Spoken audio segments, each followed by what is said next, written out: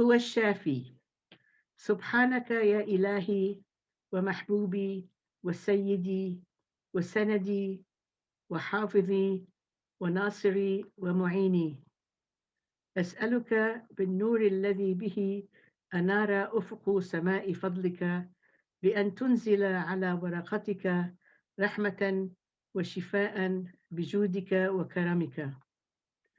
أي ربي، تراها مضطربة في خشيتك، أسألك لها الشفاء والعناية والراحة والسكون بأمرك يا من بك ظهر السر المكنون والأمر المستور. أي ربي، طهرها عن الأمراض وأرزقها العافية، إنك أنت الجواد الشافي الكريم.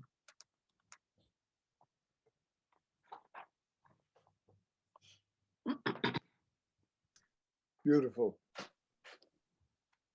Beautiful prayer, beautiful sound. Thank you so much, Lena, for saying the opening prayer. We are so pleased to have Dr. Todd Lawson join us for this Quran study. His 2-week session, which the first one is today, May 8th, and the next one will be next week, is really going to help us understand Quran a little bit better. And we all know Dr. Lawson, so I'm not going to read through his bio, but he is amazing, phenomenal, and we are very honored. And thank you so much for being here with us, Dr. Lawson.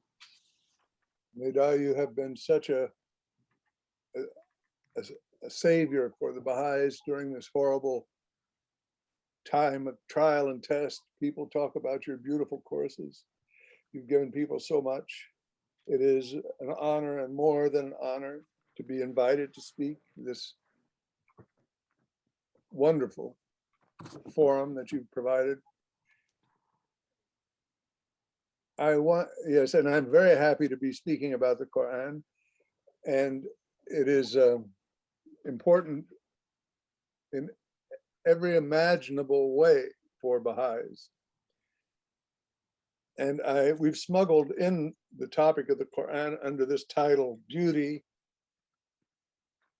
and Spiritual Transformation. Because really, and I'm very happy that Lena chanted the Arabic healing prayer so beautifully, because it will help for me to try to make some points in the course of our conversation this evening. I'm in Montreal, so it's 8 p.m. Let me just check and say, how long should I go on for, please? Sure. I think 90 minutes would be great, because you do have 2 weeks. But if you want to go longer, please know that you are more than welcome to, because I know some friends might have some questions at the end, but it's entirely up to you. Okay, well, thank you. Let me make sure my clock is here, and shut me up if I go too long, please. It's relatively easy to do. I scare easy.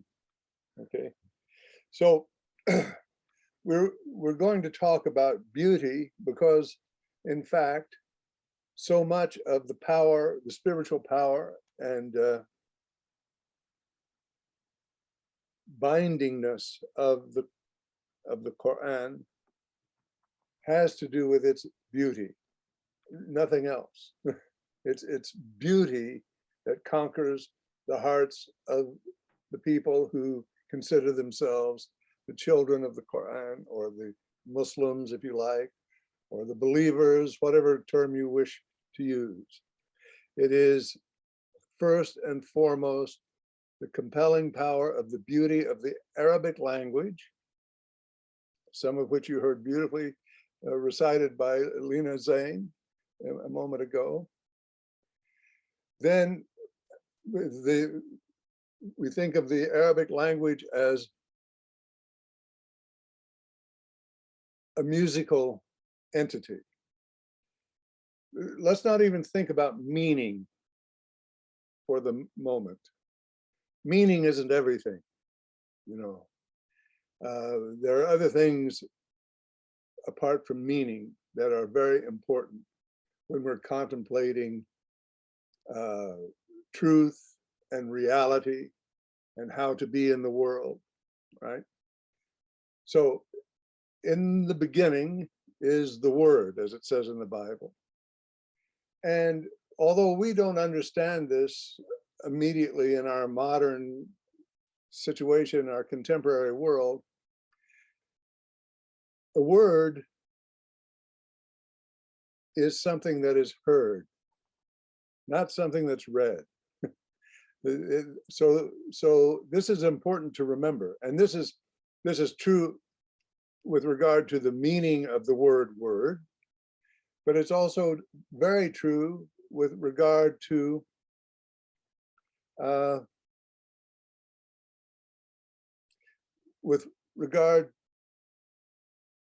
meaning of, or the function of, the word, especially in the Quran, because the Quran was revealed as an oral thing. It was sound that moved these Muhammad's first listeners to these incredible heights of heroism and accomplishment and generosity and love and the ability to withstand suffering and to be patient, and ultimately it was the word, the power of the word of the Quran. And this power is both audio or oral and eventually also meaning, right? It's not that meaning is unimportant, but we want to try and think about the two things as being separate for the moment. I mean, why it will become clear because some point this evening we will talk about how the word, the sound, and the meaning come together in a mutually intensifying and enhancing combination to make the experience of being in the presence of the word even more overwhelming.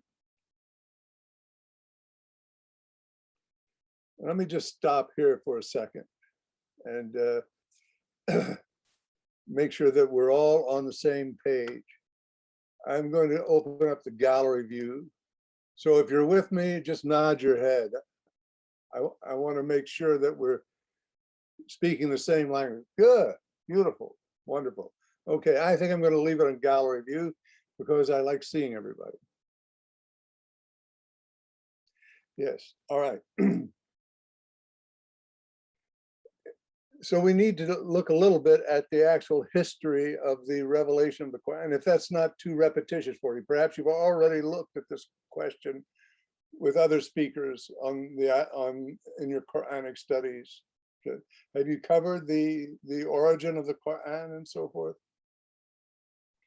We did, but if you want to touch on it, go for it. Okay, so you know then that it doesn't hurt to repeat some of these things. That the Quran was revealed before there was any such thing as an Arabic book. And much of the power of the Quran also resides in the fact that it is precisely the first book in Arabic, okay? This is a very, very important historical fact. That the Quran was revealed through the Prophet Muhammad as an oral event, as a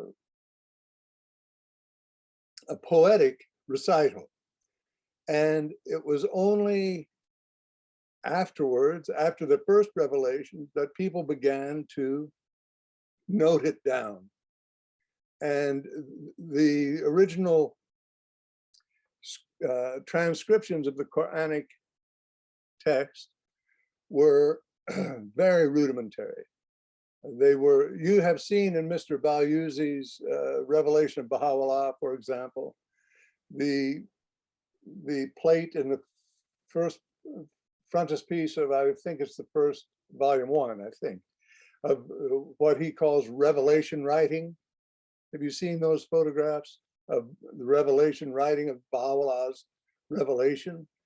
Well, it looks like they're impossible to read. They're just, it looks like circles, like you doodle while you're talking on the telephone, sort of thing. You couldn't imagine if you found that, just came upon it, that it actually had any meaning at all. You know? But it does. And Baha'u'llah and his secretaries and Mirza Aga Khan and these people knew very well how to read these marks, these undecipherable marks. The story of the Quran and Arabic is quite similar, because when the Quran was first recited, these people wanted to preserve it. The writing is like a technology, like a tape recorder or MP3 player. That's all on earth it is. It's a means of preserving this magical, powerful, oral moment of the revelation coming, vibrating on the larynx of the most precious being who ever drew a breath, according to Muslims, vibrating through the air. And as Abdul Baha describes it so beautifully in the Tablet of Purity, goes to the tympanum of the ear, transfers the vibration from the prophet's larynx to the tympanum. The vibration of the tympanum vibrates down through to the heart. This is the process of revelation. And revelation isn't just one pole of this. Revelation requires both poles in order to be completed. That is to say, to use a familiar image, the answer in this context to the question, if a tree falls in the forest and there's no one there to hear it, does it make a sound? What's the answer? Anybody? What's the answer from this? Anybody got an idea? It's both. Well, it's no. It doesn't make a sound because the kind of sound we are thinking that we are concerned with here is sound that is felt by a human heart and is then processed through the soul and issues in character, personality, and spiritual life. So if there is no receptor, there is no sound. Okay? This is very clear. Baha'u'llah reinforces this position, affirms this position in the Kitab-i-Ilah, as you know, as you all know better than I do, that when he refers to Mullah Hussein,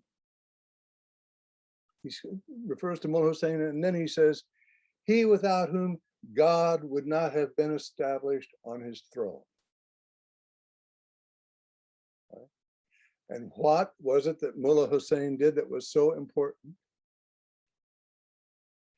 He didn't read a piece of paper and look up the words in the dictionary. He was in the presence of the Bab and he heard the revelation. And it did precisely what it did to the first audience in Mecca. It went through the air and through his ear and right to his heart. And at 2 hours and 11 minutes after sunset on the 23rd, he realized in whose presence he was. That's the power of the revelation. That's the power of the sound. Not just reading smudges on a piece of paper. It's the clear sound. Okay, so this became an extremely important part of Quranic culture, of Islamic culture. because it wasn't just the sound, it was the beautiful sound. As you know, the Quran rhymes from beginning to end. It's like a long poem, 6,000 verses of various meters and lengths of verse, but it all rhymes, okay? And rhyme has a very important function for human beings. And we don't want to get sidetracked into this. You can look it up. It's very interesting. Why do things rhyme after all? You know, it's a good thing to think about. I mean, for the moment, we'll just mention the one. Rhyming gives the feeling of closure and making sense, of truth. It rhymes. It must be true. And we know this is fallacious, if taken too far, of course, but nonetheless, in the context of the Quranic revelation, it has a very important function. So we have the rhyming from beginning to end, and we know that the Quran, of course, wasn't revealed all at once. It wasn't composed all at once. It's an oral composition. There was no such thing as writing. As such, it developed after a while. But it was this oral, vocal event, which was very much in line with Arab culture at the time, because the Arabs, as you know, have in the Hijaz, in the Arabian Peninsula, what we call Saudi Arabia, the Arabs were not huge producers of cultural fine arts, unlike in, say, Byzantium or in Iran and places like further north, heavily more agricultural areas, more wealthier areas, basically. But the Arabs had one thing that they prized above all things, and they considered to be worth more than all the cultural achievements in the world, and these sissified civilizations to the north and to the east, right? It was the language. It was the language and the poetry. A man was judged by a number of things, but chief amongst these was his ability to recite poetry and to compose poetry. So when the prophet comes in with the Quran, in this group of what they call the Jahili Arabs, the Arabs of the time of savagery and ignorance, that's what Jahil means. He came into a group of people who were virtuosos of language, and they loved to compose poetry. When Arab two citizens of the Arabian Peninsula would meet, frequently the first thing they would do was be to recite their lineage and rhyme Sajja Arabic to each other back and forth, and then they would start reciting the poetry of their tribal heroes back and forth, on and on and on. And it was a deep and enduring thrill for them. So Muhammad's audience were a tough audience. That's what I'm trying to tell you. They had heard the best. They had heard the best of these long, beautiful, impassioned love poems, for example, the Qasidah, or ghazals, well, they came a little later. But they loved language. They loved speaking it. They loved competing with it.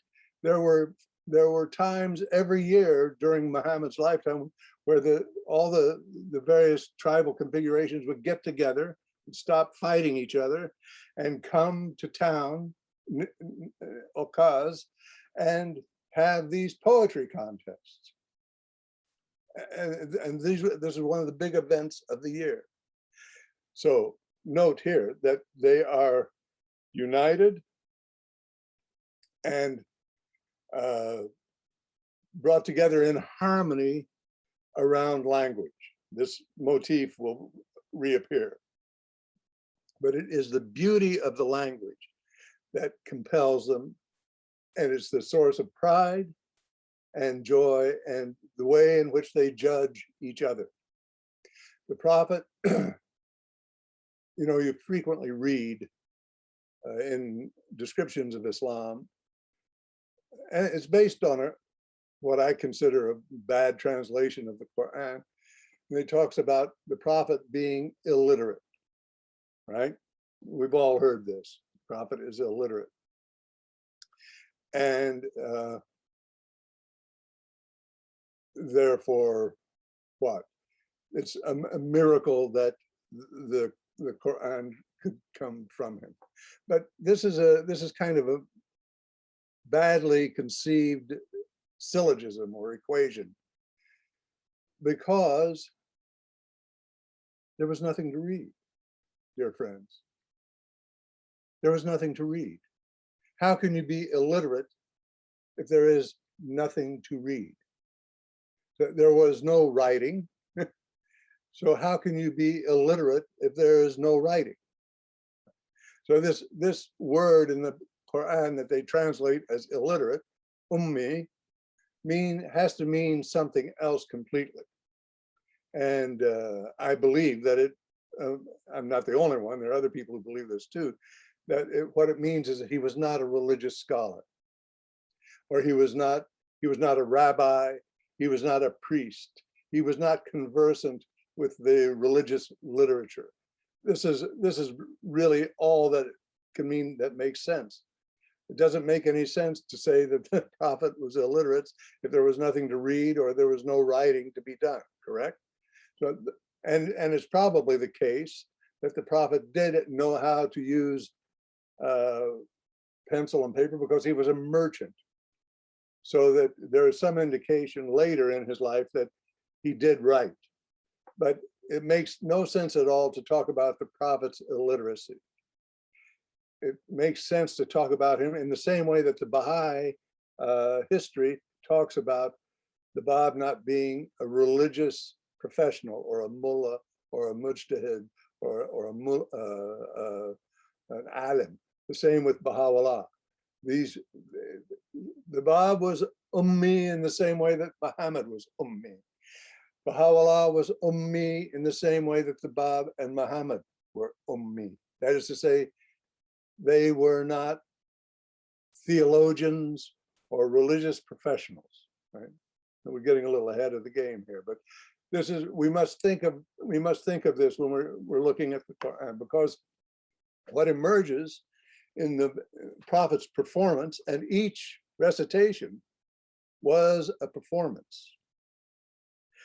We must think of Revelation as a performance. It was a performance that captivated the audience, that made the skin rise up. In the Quran says goose flesh. The people were paralyzed in the midst of this beauty. And the Quran, and later the prophet says that when any time that the Quran is chanted, not only are the hearts set on fire by the sound of the Quran, but something else also happens. And you'll notice it also happens at the feast, by the way. It doesn't even have to be a particularly fabulous feast. There's no way that it cannot happen. That is to say, when the words of God are chanted, something that the Quran calls the Sakina descends upon the audience. The Sakina. You know, the Sakina is like in Hebrew, Shekinah. You know this word? The Holy Spirit. The Sakina comes down. You notice when we go to the feast, as soon as we start reading the prayers, the atmosphere changes in the room. This is the Sakina. This is a proof of the divine source of the words that are being chanted or prayed or recited. And the prophet instructed his followers that whenever this happens, the Sakina descends. So that's a topic a little bit to one side of the problem or question of beauty, right? Because theoretically, you could theorize that, well, as long as the words are holy, they don't even have to be beautiful. The Sakina will descend and we will feel it. But what we're driving towards here today, and as in the first part of our discussion of beauty and its the transformation of the spiritual transformation, is that in fact what the Quran leads us to understand, what is taken up by Arab poets, Persian poets, Turkish poets, Urdu poets, all the Muslims, is that revelation is beautiful. But look here, what is hidden inside the kameez of revelation is beautiful. Inside the cloak of Joseph, that revelation is that beauty is revelation. Beauty is revelation.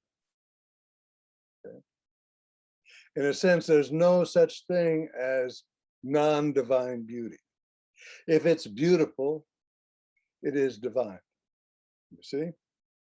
And we'll look at this a little more closely. But that's what we're trying to understand more clearly for ourselves and be more certain about. You see, beauty is a very powerful thing in the world. It is especially when implicated, when it has to do with the words and the speech. A beautiful word, it says in the Hebrew Bible, is like golden apples and silver in baskets of silver. You know, what does this mean? It means that a beautiful word is creative and powerful beyond our ability to imagine. And we all know this. We've all felt this. We all have felt a beautiful word, and we've also all felt its opposite, right? And we know that both of them last a long, long time, right? A long, long time. They go into our souls and they stay there. All right. So we have the beautiful language. Then we have the ideas of the Quran, which are beautiful. So we have beautiful ideas expressed by a beautiful language. And when it's chanted, the prophet must have had a beautiful voice. We don't know, but we assume that this is the case. But we know that today, all around the world, there are Quran contests and recitals where people who practice, 8 hours, 12 hours a day to go and chant the Quran in the most beautiful possible way, compete, and we hear this beautiful, beautiful sound. It's against the law, as it were, to call the Quran poetry and to call it music. This is not done.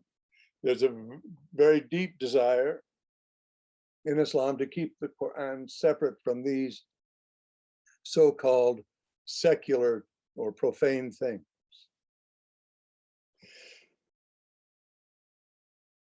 The reason that is so, however, is important to grasp before we go on to more with the idea of the beautiful meanings of the Quran. The reason this is so is not because the Quran is neither musical nor poetic, because we know that it is. If you read the Quran in Arabic, or even in English, if it's a decent translation, you can feel, not always in English, but always in Arabic, okay? When you read it in Arabic, it's always beautiful. But in English, sometimes they catch it and you feel it. It is poetic to a very high degree and musical, especially in the Arabic. If we define music as being sounds that are harmonious and rhythmic and metrical. So, but why is it not on or taboo to call the Quran musical or poetic or poetry?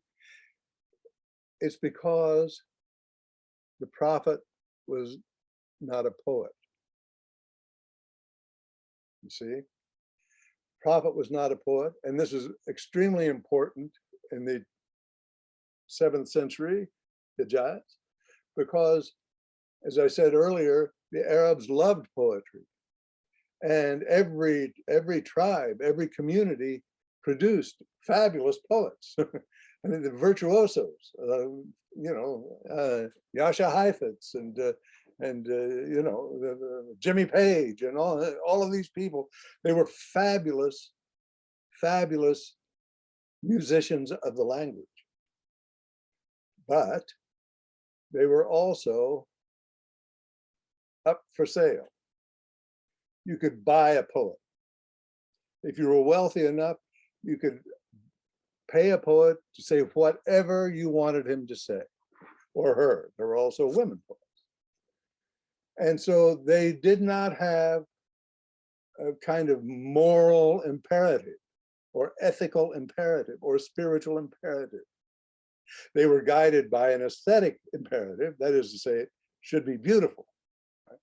But after that, they had absolute freedom.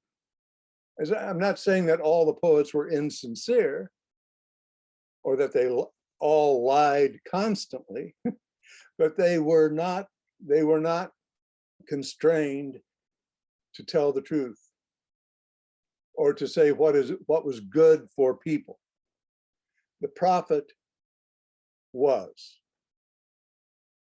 And so this difference between poetry and prophecy in early Islam is very important. And this is why we cannot say the Quran is poetry. Not because it isn't poetic, but because the prophet was not a poet. So, all right, so now we have this beautiful language and beautiful meanings. And what are some of these meanings that are so beautiful, that when they combine with the beautiful language are irresistible? And what is it about a religion in which beauty is so important? How about that? Have you ever heard of this before? Have you ever heard of a religion in which beauty has such, if you like, sacramental value? I mean, Muslims might not like me using the term sacramental value because of the implications it has for Christianity. It's a Christian technical term, sacrament, right? But it also happens to be a very useful idea to use when talking about certain aspects of Islam. There are a number of things that are sacramental in Islam. What is a sacrament to begin with? A sacrament is an operation or an event that causes the presence of God to be felt.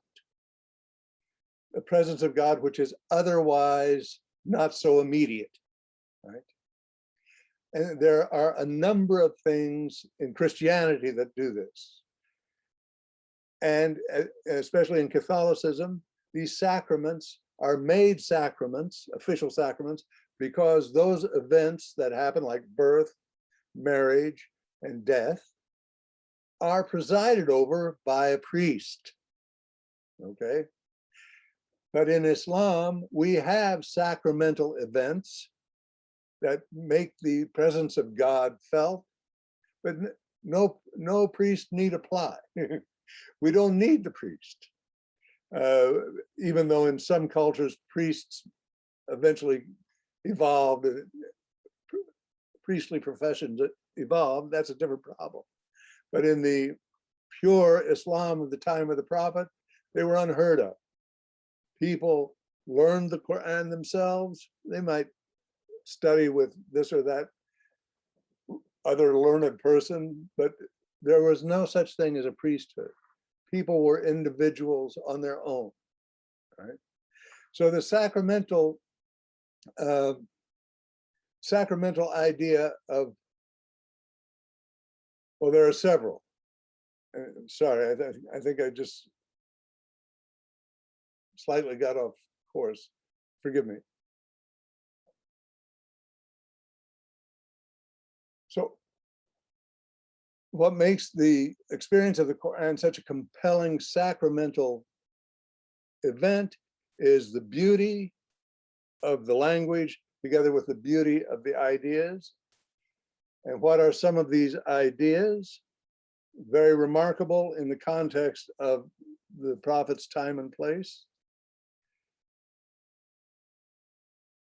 And you will find them familiar when I tell you what they are.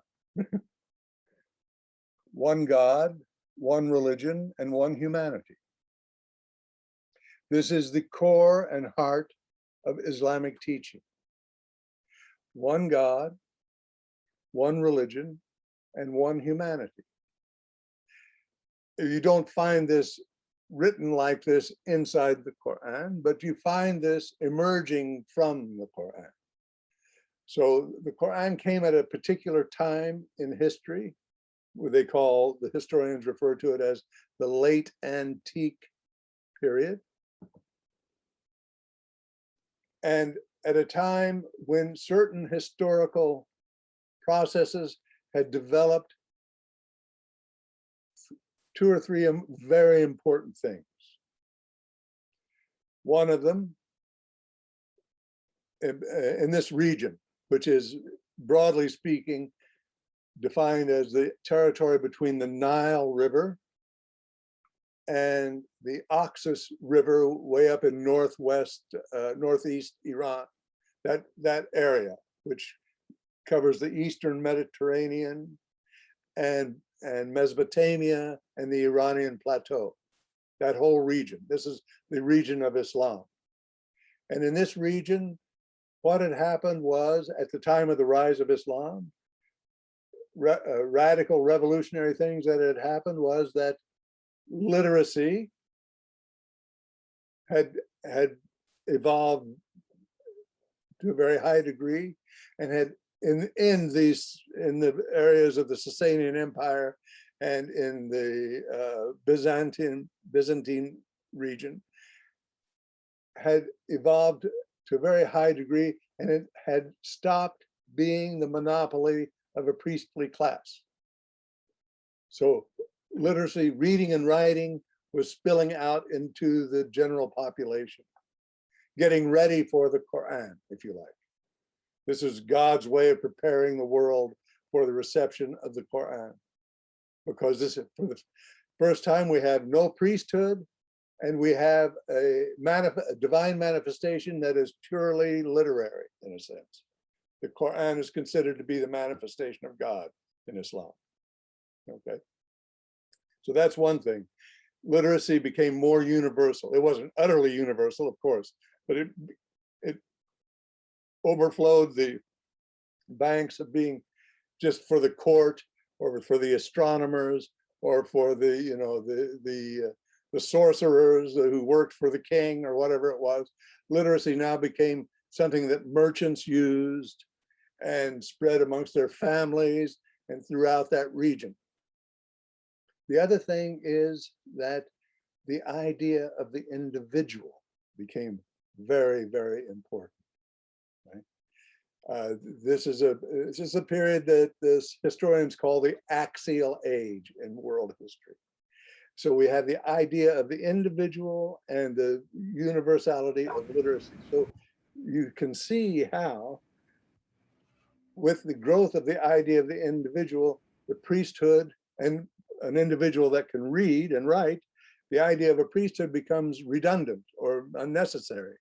And this is something that is, this ethos or this principle is envisioned in the Quranic view of the world and the Quran's view of itself. But what the Quran uses to attract these individual readers is precisely beauty. beauty. It's irresistible.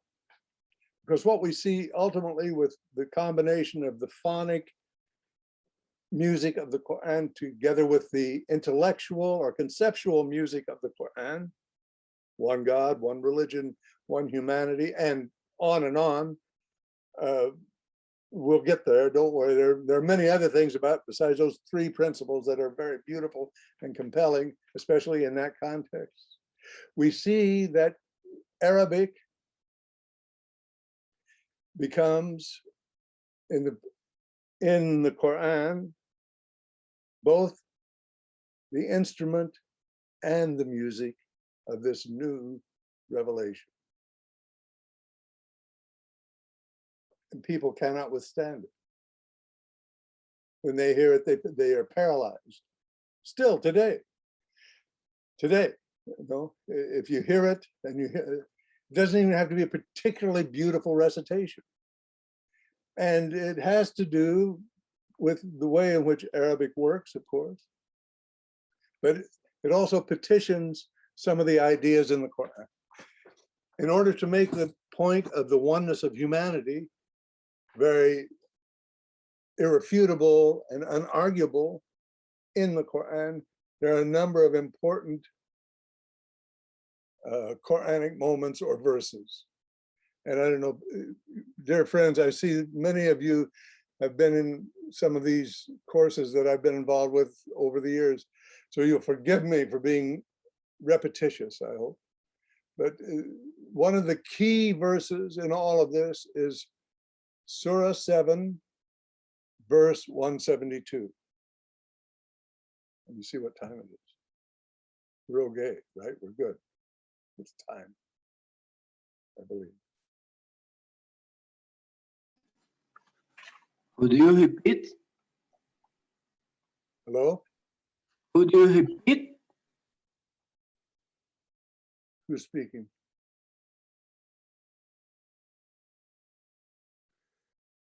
Sorry, somebody trying to say something?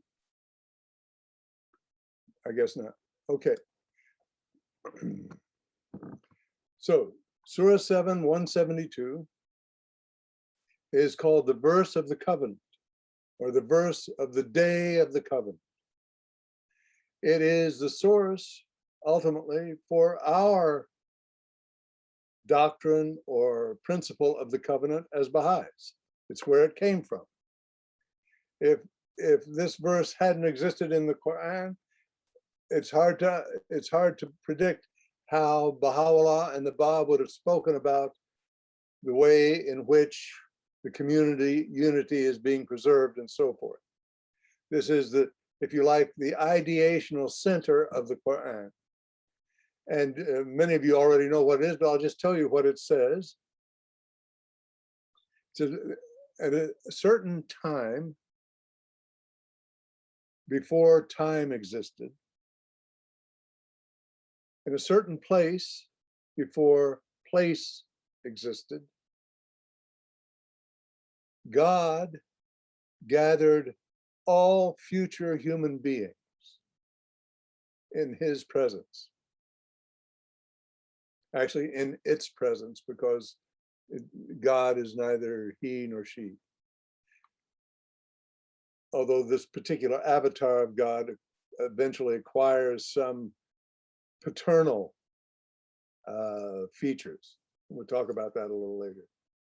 So every human being that would ever be born is arrayed in this mysterious, mystical place. In Persian, it's la zaman and la makan. No time, no place. Non-place, non-time. And has all these trillions and trillions of individuals. The individual identity of each soul is sacred in this scenario, okay? And each one is different in this scenario. He summons them into his presence, and he presents them with the question, am I not your Lord? And they immediately respond, yea, verily, or absolutely, or indeed. The Arabic word is bala.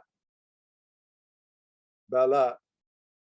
It becomes very important later for the Bab's writing. So we remember this word bala later on.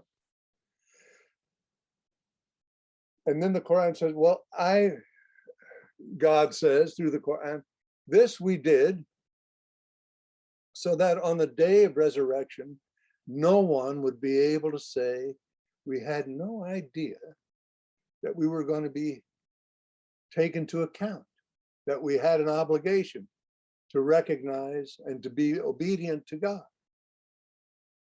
So you knew it even before you were conceived, that you had this responsibility. This is a very beautiful passage. It's the mystics love this passage. They write books about one word in this verse of the Quran. They're wedded to it. And then the Quran says, or so that on the day of resurrection, you will have no excuse to say we didn't know, or that you might say, are you going to punish us for what our fathers did? Or for what people who were misbehaved did? We didn't know, we just did what we were told. So in this scenario, Surah 7, verse 172, we have the starting point of this, of history, and also consciousness. Human consciousness begins at this point, on the day of, in Arabic and in Islam, it's called the day of Alast, because Alast is how God says, am I not your Lord? Alastu bi Rabbikum. This is Alast, the day of Alast. Am I not? Lastu, am I not your Lord? So, this means, and at this time, it's rather remarkable that the prophet is showing his followers in Mecca and Medina, in the Hijaz, that all humanity is one.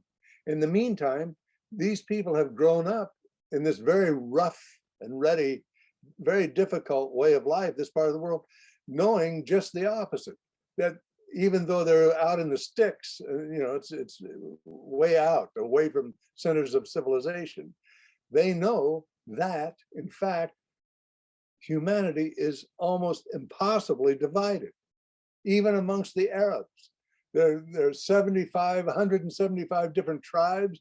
They're always at each other's throats, trying to show up, trying to humiliate each other, trying to steal each other's women, and to steal each other's cattle, and to basically assert their tribal identity over other tribal identities.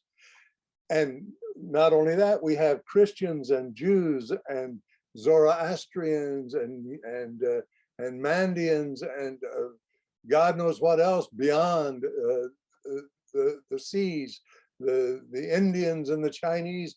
All of these things are part of the consciousness of Muhammad's first audience. But what is Muhammad telling them? Saying that you're all one. You're all one. On the day of Alast, you were all united in the presence of God. And here there's kind of an interesting inversion or switch. Because yes, God is in that verse, and God, of course, should be the very most important thing at all times. But here's something magical happens. What becomes the star of the show in that verse is precisely humanity. It is, and God is something of a spear carrier for the opera of humanity, because it is humanity that is shown in its true potential to be united, and not only united, but united in peace and harmony and mutual love for God and each other. Imagine showing this picture to these people who've seen nothing but conflict and strife and religious difference and racial difference and linguistic difference. And what is this vision that this Muhammad is giving us? It was so stirring and so shaking, but then everything else follows in the Quran.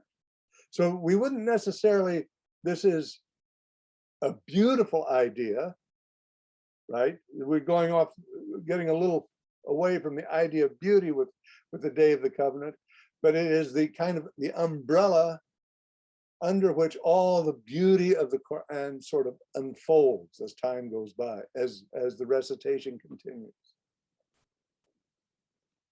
And how it does that is as follows. We see one of the things that the Arabic language loves, and that you find in a beautiful recitation of the Quran, or even just someone reading the Quran, is there's a very important relationship between the consonants and the vowels in Arabic. Number one, the Arabic language is all consonants, okay? All consonants. There are no vowels, don't have a real life in the Arabic alphabet. Every Arabic letter is a consonant. But of course, there are vowels because you can't speak without them, correct? Not only that, the vowels emerge, even though there's a lot of talk about it. It's like Hebrew is also all vowels. But vowels, you know, sort of, I mean, consonants, these macho consonants. This is what the alphabet is. We don't need any of these weak vowels. Our alphabet is all consonants. But what happens in the case of the Quran and in Arabic composition is that the vowels become even more important.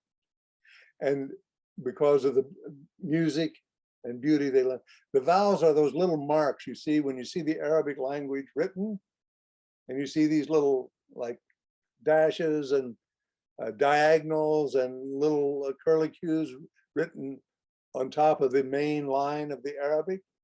Those are the vowel marks. Those tell people how to pronounce a given letter. And next week, I'll show you some Arabic so you can understand it better. And not only that, three of the consonants in the Arabic alphabet are actually vowel-esque. They're vowel-like. These are the alif and the ya and the wa.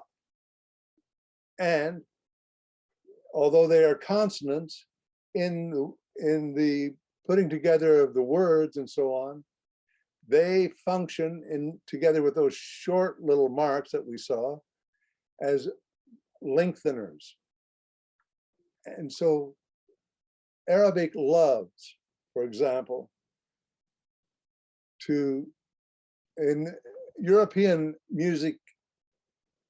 musicology, and I'm not a musicologist, but I know this word because it's very useful to try and use it to try and talk about this thing. There is something called melisma. There's a melismatic thing. And that means that, especially in Gregorian chant, for example, you've all heard it when they say like the word our Lord in heaven or something like it. They will say in heaven, like that. There's this luxuriation in the emptiness, the apparent emptiness of the vowel, right? And the musicality that it lends to the recitation. This is much beloved in Arabic. You know, like for example, in the Basmalah, that statement that is in front of most of the surahs of the Quran, Bismillah ar-Rahman ar-Rahim, right? The word Rahman and Rahim are variations of the general concept of maternal love and mercy. It's a feminine concept, and it's in front of every surah of the Quran. So we would say it if we're just reading it to ourselves, or not showing off or whatever, with Bismillah ar-Rahman ar-Rahim. But if it's being chanted, it would say Bismillah ar-Rahman ar-Rahim. They're long vowels where there's a great deal of space. And part of this space, I like to think, although I couldn't prove it scientifically, right? But I like to think that it's in this space that that moment of the Day of the Covenant is brought to mind, that lives in all of these spaces of these vowels, because it is something that the Quran says people should bring to mind with every breath. You should remember the Day of the Covenant with every. The Day of the Covenant is mentioned in the hidden words, you know. Remember that beautiful morning when we were all gathered beneath the tree of life? The Persian hidden word number 19. It's the same moment that Baha'u'llah talks about, the Day of the Covenant. Okay. All right. So the Day of the Covenant may not be completely beautiful in a strictly aesthetic sense, but it lends beauty to the recitation of the Quran, and it lends conceptual beauty with regard to the unity of the human race, for Baha'is especially, and for Muslims. But you see, at the time of the Muslims, I mean, it's still the time of the Muslims, but at the time of the Quran, when it's being revealed and when Islam is growing, people didn't really think in terms of humanity yet. In fact, it was the teaching about human beings in the Quran that helped give rise to our modern notion of humanity. You know, there are a number of major themes in the Quran: God, revelation, prophethood, the next world. And chief amongst these is this one called humanity. Humanity occurs in the Quran in two forms, although it is a single spiritual reality, as a community and as an individual. You can think of it as light occurring as a particle and as a wave under certain circumstances. Humanity is the central important thing in the Quran. And the Quran speaks about humanity more than any other religious scripture. You cannot read a page of it without coming across some reference to humanity one way or the other. So it's very remarkable that it's not Arabs, it's not Persians, it's not Middle Eastern, it's human beings. Insan, nas, and there are other words that are cognates of these as well.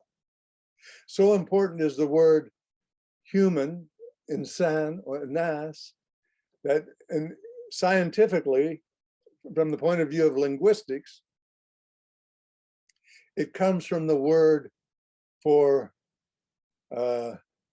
conviviality or togetherness or intimacy. Like Aristotle said, humans are animals that like to live together, right? That was his definition of human being. You know, they live together. The word for human being in the Quran is similarly construed conceptually. It comes from a word that means being together, being intimate, uns or unsiyat. This is the scientific meaning, but the early preachers and the early mystics wanted to make a point, and because the Quran is also so full of this idea of remembrance, like to remember the Day of the Covenant, for example, to remember God, to remember that day under the tree of life when we were all together, that they said, actually, the word insan comes from the word nasia, to forget.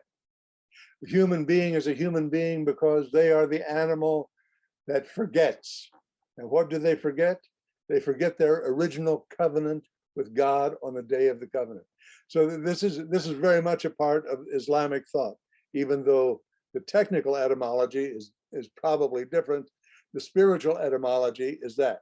This is the only way in which Islam comes close to having a doctrine of original sin, for example. There is no such thing as original sin in the Quran. Human beings are born good. They're all born on what is called the fitra, the pure nature that God created human beings in. But they have a tendency to forget. That's part of who they are. That's part of being human. We forget. So we have to make a conscious effort to remember. And one of the titles of the Bab, as you know, was precisely the remembrance. Bab, the gate, and the remembrance, Zek, the remembrance. This is all through the Qayyum al-Asma and later. There are many titles that the Bab has, but those are two important ones. All right, so then, let me see what time it is. Maybe I've talked too much. Maybe it's time to have a few discussion. Let's have some chat. Let's see. Let's hold it there for now. And let's open it up and talk about some of these ideas or other ones. Next week, we'll try and, I want to cover the idea of divine signs and also various instances of absolute beauty in the Quran, and also to try and bring to a close the idea of why beauty is such an important element in spiritual growth and transformation. But for the moment, let's have some feedback. Okay, so friends, yeah, so friends, if you have any questions or comments, please use the raise your hand feature or use the chat or wave, and I will make sure to get you here. Let's see.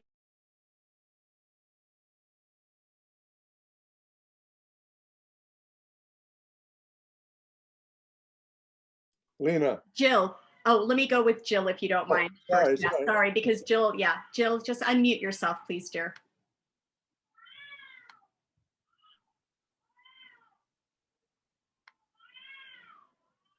Yeah, Jill, unmute yourself.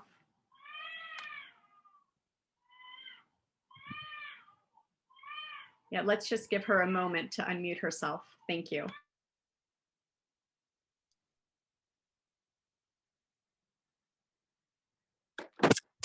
Let's see. Can you hear me now? Yes. Yes. You know, it's I'm thinking that beauty is something our souls are made for. I remember as a child, I kept rearranging my room because I wanted beauty. It was just something real strong need. I've just begun reading the Quran, and I did feel the beauty of I started from the back, and that first verse, I don't know what it was, but I knew it was the word of God when I felt it. And then the other comment was, what I saw, there was something about the way the Quran said to treat travelers, or how you're supposed to treat your guests. And that's what it when you, Todd, you were saying there were lots and lots of instances of it talking about the oneness of mankind. That's what I saw there, you know. Beautiful, beautiful. Yeah. Well, I think I would agree with you that human souls are naturally fashioned to register beauty and depend upon it. It's a spiritual food. This is the implication from the Quran and from the Baha'i writings as well. Now, it gets a little tricky when we start trying to understand or define beauty, and we try and transpose ideas of beauty from one culture to the next, because sometimes it's a little challenging.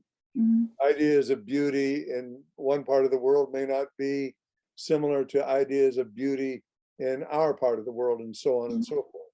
Mhm. But nonetheless, we can trust in the knowledge that beauty is important to all human beings, no matter how it is construed. And I think it was very, very astute of you to start reading the Quran from the back. Bravo. That was very good, because this is the best way to go, because it is really the most poetic and the most beautiful. It was so beautiful. Yeah. Yeah. Thank you, Jill. Yeah, Mhm. thank you so much, Jill. You actually caused me to go right to the back, and it starts, and I'll just say it. Say, I seek refuge with Allah, the Lord of mankind, the King of mankind, the Illah, God of mankind. So yeah, thank you. You made me do that, so thank you for that. We're going to go with Lena, then Kathleen, then Bijan, then Derek. Lena, please. Thank you. Todd, this is absolutely stupendous. I have no words for it.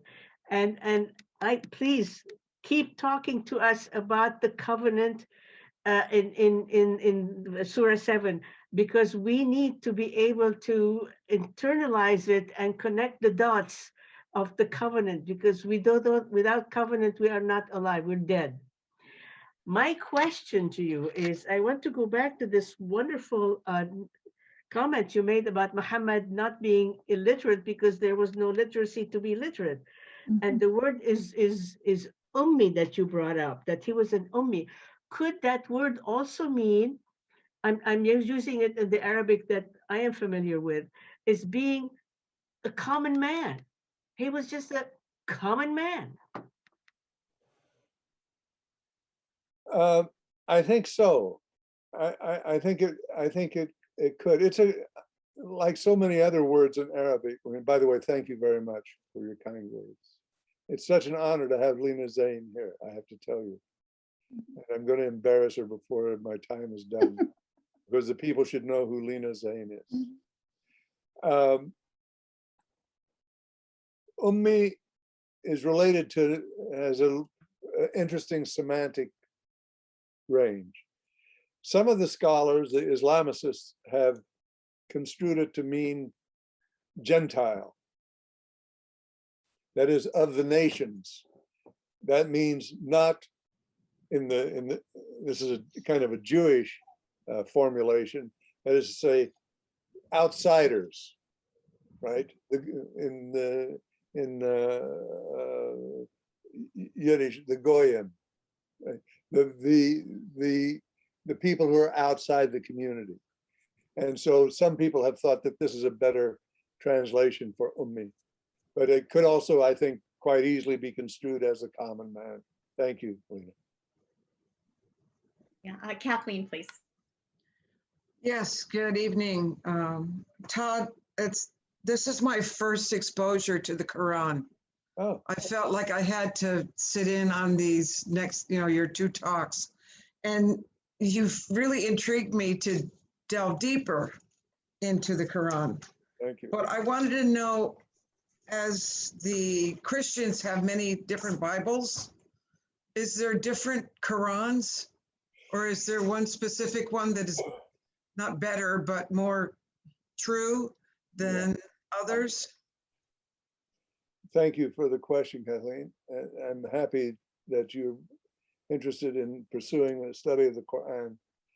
Guardian, of course, said it's very important that the Baha'i should know the Quran in order to teach, he said. So there's only one Quran in the world.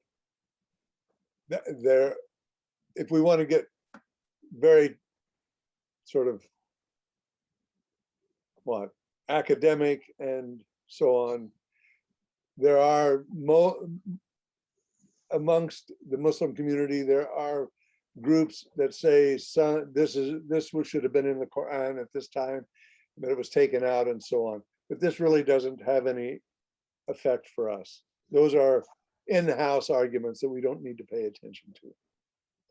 There's one Quran. It's called the Uthmanic Codex. And it's what all the translations that we have available today is based on, only one. So we don't have to worry about different versions of the Bible and so on, right? Now, the next question, of course, is which translation should we read? And my general response is you should read as many as possible, because while some translations are technically better, I suppose, or more beautiful, or even more accurate to some extent, they all are equal in that they fail absolutely in bringing to us the experience of this Arabic music. And there's just nothing you can say about this. It's just a sad fact of life. That's the way it is, right? That's the way it is. But this doesn't mean that we should not read the Quran and study it. The problem is, without the Arabic, the Quran is very difficult for us to read because it looks like it doesn't hang together. Whereas in the Arabic, whenever there's a problem with the meaning apparently being difficult or the continuity being difficult, there's the Arabic music of the long vowels and the consonants that helps us get over those obstacles. But we don't have that in English. So this is why those dislocations in the text, and there are a lot of them. It is not like any other book. There's no beginning, middle, and end in the Quran, right? It's not like anything we've read before. So this is why you must be very patient with those things when you encounter that, when you're reading a translation of the Quran. And next week I'll bring some bibliography and show you which are some good translations to choose. Okay, well, thank you very much. You're welcome. Derek, please. Yes, I don't know if this is a question or a comment, but it concerns, one of the things I was sort of, my understanding of why when Muslims pray, they don't pray in their name. They always pray in the Arabic. They always say the prayers in Arabic. And I was under the impression that that was because of the beauty of the language and the fact that something gets lost in the translation. And I was actually even under the impression, or somebody once told me that to really study the Quran, to really study it, you need to study it in Arabic. Well, I think unfortunately, that's probably true. If you want to become a professional Quran commentator, you have to study it in Arabic. And if you want to go very deep into the poetics and language of the original Arabic, you of course have to do that. That's just the way it is. We as Baha'is find this a little jarring because the idea of a sacred language is not as strong amongst the Baha'is as it is amongst the Muslims. In other words, the revelation is electric, whether it is in the original Persian or Arabic or in English. This is something that we know. And one of the reasons this was made explicit by The Guardian is because of the way in which Islam has construed the situation with Arabic, saying that although this is changing gradually in the Muslim world, because it's many people are becoming Muslims. It's the fastest growing religion. More people are becoming Muslims than anything else, right?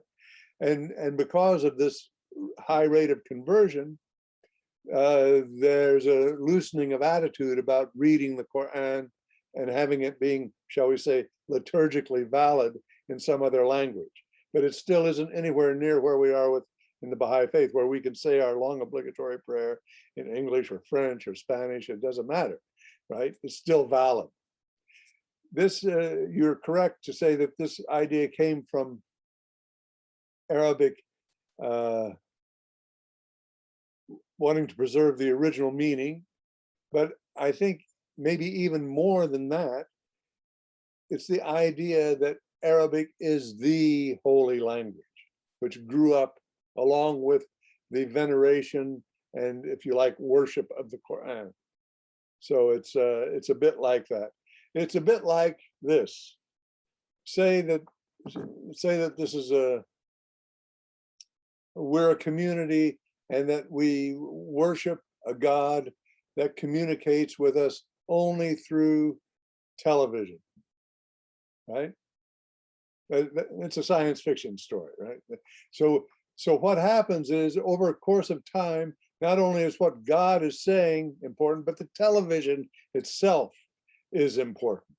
This is kind of what has happened in the case of Arabic, right? It's because God communicated through Arabic. Arabic became tinged with this holiness as well. And it is a very beautiful and expressive language. There's no doubt about it. But it also says in the Quran that God has sent messengers to every community that has ever lived on the face of the earth. And those communities have received a revelation in their own language. Right? So there needs to be some adjustment with regard to this. But it remains a fact, for better or for worse, that if you want to really go deep into the Quran and the poetics, especially of the Quran, you would have to have some Arabic to proceed, I would think. Thank you, Derek.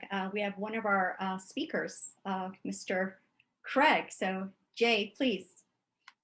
I want to thank you a lot. I got something special from your talk, especially the where you said that beauty was revelation, and that revelation was beauty.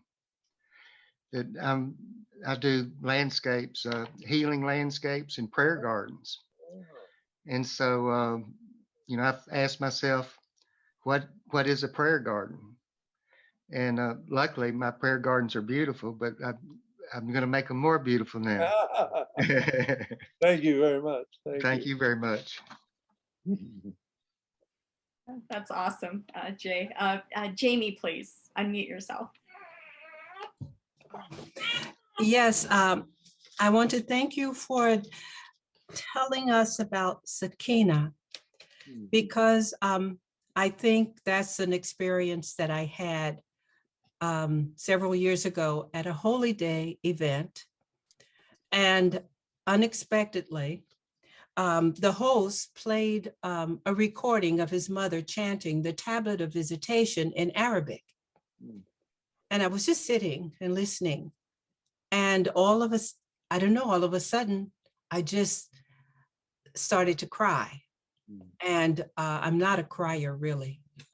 I really am not. I wish I could cry more.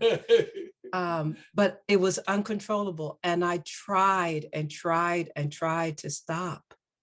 I couldn't. Beautiful. And of course, I didn't understand what was being said. It was in Arabic. But that was an experience I'll never forget. And so when you mentioned Sakina, I'm thinking, is that what happened to me? So, well, it sounds like it. It sounds like it very much. You know, I don't want to minimize the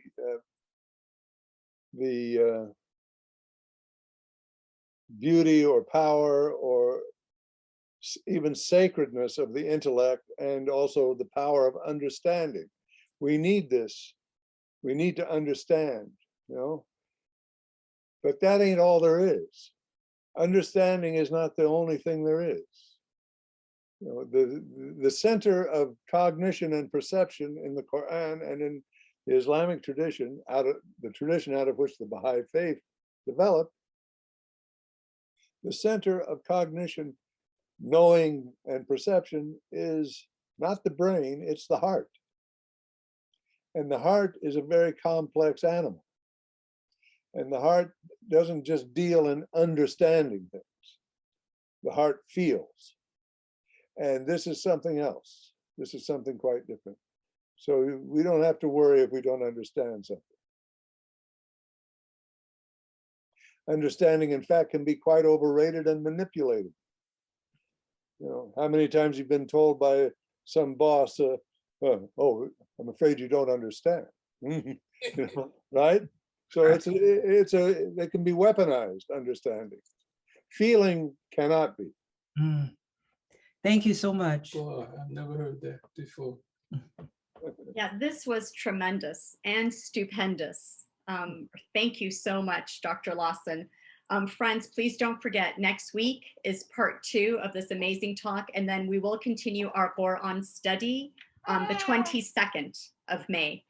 So thank you again, Dr. Lawson. Happy Mother's Day to everyone, and we'll see you next week. Allah. Thank you, Nida. Allahu Akbar. Thank you. Thank you. Thank you Thank so you, much. Dr. Yes, Lawson. this was a great everybody. talk. Great Very to see good. Netta, this is recorded. Where can we get it? Oh yeah, so it'll be on the Baha'i Chronicles YouTube page, and you can of course always subscribe to it, and you can find that information on Baha'iChronicles.org/online-study. Thank you. And I will, yeah, it'll be up in with less than 48 hours, I promise. Hey, Paul. It was Paul, beautiful. everybody. See you next week. Thank you, Nida. Happy Thank Mother's you. Day, Netta. Thank you, Neda John. Thank you. Thank you, Nida. Bye, my love. Bye, Nida. Bye, doctor. Bye. Good night, Dennis.